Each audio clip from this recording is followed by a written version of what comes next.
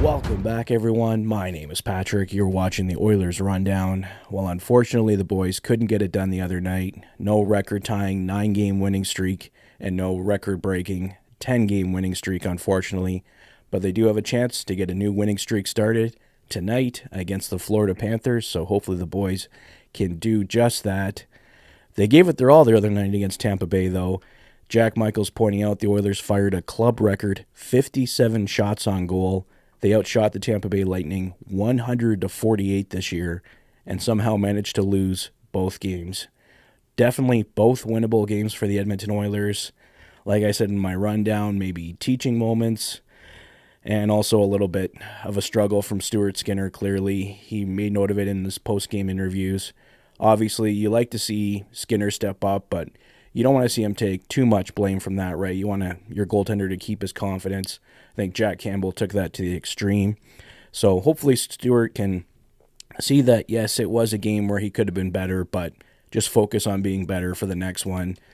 The Oilers are going to have lots of games here where they win it because of the guys in front of Skinner, and they win it because of Skinner, and Skinner has delivered outstanding goaltending lately for the Oilers. So if he can get back to that, the Oilers should be just fine, but we all know a new goaltender has to be somewhere in the very near future for the Edmonton Oilers because Stuart Skinner clearly can't do it alone, and Calvin Pickard has played well, but I think we can all agree he's probably just a stopgap until the Oilers can bring in an improvement in goal. Meanwhile, Evan Bouchard ended his week the way it started, with another multi-point performance.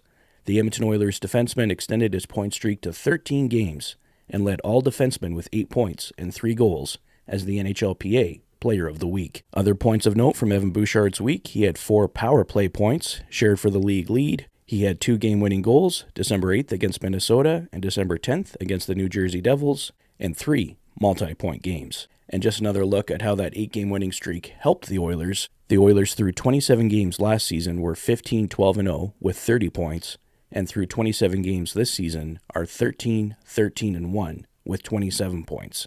So just 3 points behind where they were last year. So the Oilers have certainly got themselves back into the race. We all saw how the second half went last year.